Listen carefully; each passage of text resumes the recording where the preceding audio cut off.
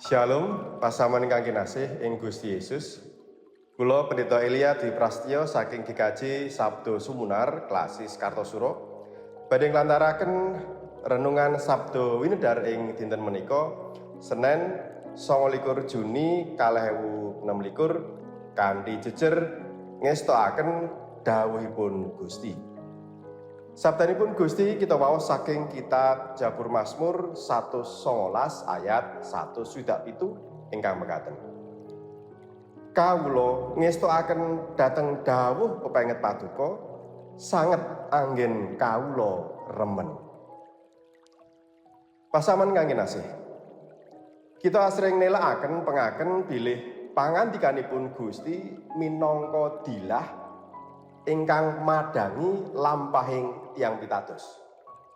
Ugi kita nelakaken bilih sabdanipun Gusti dados tetedhan kasukman kita. Sedaya-pun menika leres lan sageta katampi kanthi sukabingah. Pralambang ingkang sedaya menika wau prayogi supados kita tansah celak kalian pangandikanipun Gusti ing sauting gesang kita. Nanging ingkang langkung wigatos boten namung maos nanging nindakaken pangandikanipun Gusti. Kita sedaya ingkang pitados dhateng Gusti Yesus kedah purun nindakaken dawuhipun ing gesang padintenan. Kados kekidunganipun Prabu Daud, kawula ngestokaken dawuh pepenget paduka. Menika ngemu teges bilih kita kedah nindakaken menapa ingkang dados dawuhipun Gusti. Kita boten pareng nebih saking pangandikanipun Gusti, malah kepara kedah nyelak.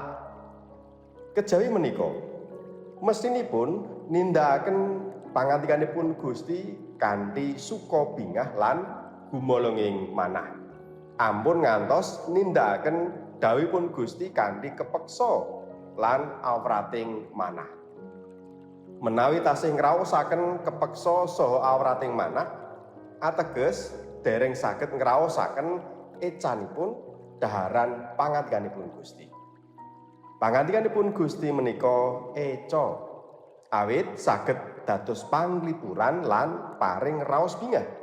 Saged damel tentrem rahayu, nuwuhaken pangajeng-ajeng lan ngicalaken raos semplah ing manah. Menawi ing gesang padintenan panjenengan remen dahar sate ayam, garang asem, rawon, soto utawi bothok. Lan amargi remen mestinipun menawi saged saben dinten daharan ingkang panjenengan remeni menika wau.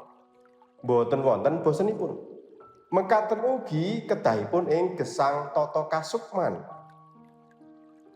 Mugi kita sedaya ugi saestu remen dhateng sabdanipun Gusti lan kepengin ngraosaken ing saben dinten boten wonten bosenipun. Rikala pangandikanipun Gusti melehaken kalepatan kita, sageta katampi bebasan sambel terasi ingkang pedhes nanging ngangeni. Pangandikanipun Gusti ingkang nimbali kita supados mratobat, sageta katampi kadya pralambang jamu pait ingkang damel sehat lan kiyating iman kita. Mila sumangga pangandikanipun Gusti dipun tampi kanthi sukabingah lan gumolonging manah. Amin. Mekaten renungan Sabdo Winedar ing dinten menika Gusti Yesus berkahi.